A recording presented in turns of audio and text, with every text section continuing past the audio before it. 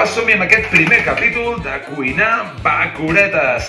Aquesta la farem d'una manera molt ràpida i molt senzilla, perquè si sou com jo i teniu dubtes de les vostres capacitats culinàries, no ens la jugarem massa i no ens arriscarem a provar coses a la cuina. Llavors aquesta la farem d'una manera molt senzilla, que és a la sal, com s'ha fet tota la vida.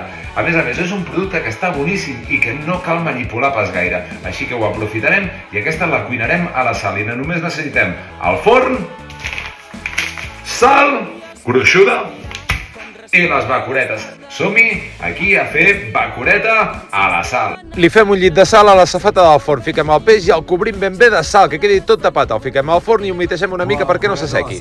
Al forn, quin filet? Se'm fa la boca aigua. Mira quins filets, mare meva, tu.